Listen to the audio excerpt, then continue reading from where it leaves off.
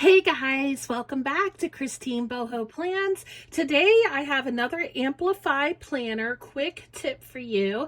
Today's quick tip is going to involve a different way to use the freedom boxes over here on this side of the daily pages in the quarterly planner.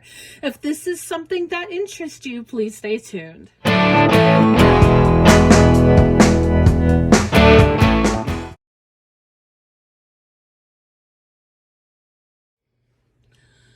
Okay, welcome back. So I have an idea to use these freedom boxes a little bit differently. I actually discovered this idea in one of my plan with me is when I was just playing around with the plan with me and decorating the page. I realized this is something that could be done if you don't want the 4 different freedom boxes on your page, or you can't figure out what to use the 4 different freedom boxes for. This may appeal to you. Some people might not like this idea. I will say you will have to have the right color gray highlighter to do this with. I do think that my gray highlighter might be just a tad too dark for this, but I do think that the mild liners do have a lighter version of this gray out there, and I just don't have it. I might have to see if there's one out there to see what it looks like with a lighter version of the gray. But this is the lightest version of gray I have in my collection. So I'm going to use this, and I want to show you a trick that you can use to make different use of the freedom boxes on your daily pages in the Amplify planner. So you see how the freedom boxes are laid out. They are gray boxes. If it really bothers you to have these 4 gray boxes in the planner, you can be very mindful about how you do it so it doesn't look too messy, but use a gray highlighter to block out the space that makes them 4 different boxes. So here we go.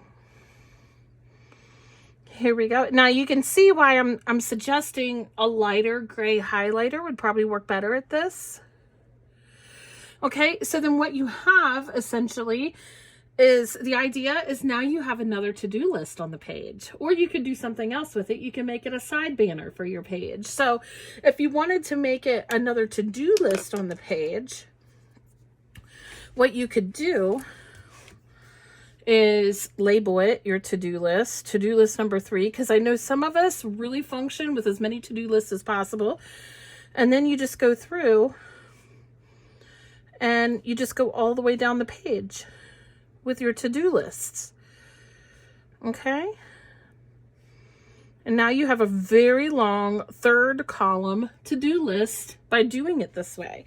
I thought that was kind of cool. That way you don't feel the stress of feeling like you have to have 4 different boxes in that 3rd column. Now, for some of you, you like the 4 different boxes and what you can do with them, and that's awesome. Keep it as it is. But this is just a suggestion or a different idea for those of you trying to find something different to do with those freedom boxes over here on the right side of the page. So another thing that you could do, if you want to like blend these in and make this one large gray box, if you don't like the to-do list idea, but you like the idea of making it one long big box, what you could do, let's do it again. And you really have to do it in such a way that it looks clean. I do wish I had a lighter gray highlighter to do this with, but it's working. Okay. And then you could make it a banner of some kind over here. So by that, I mean, now guys, I don't letter very well. I would love to learn how to do beautiful lettering, but I'm just going to do the best I can on here. So, okay, so it's Thursday on this page. So I can make it decorative. I can make it a side banner and decorate that. There you go. And it just makes it pretty. You know what I mean? So if you use a lighter gray, you wouldn't be able to see the grayed in apart as much. So it's drying a little bit. So actually this color gray isn't so bad, but I would choose to use a lighter color if I could.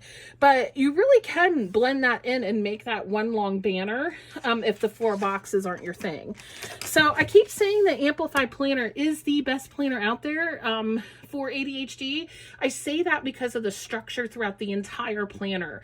It's not just the daily page that makes it good for ADHD, but the way the monthly page is structured, as well as the weekly pages are structured.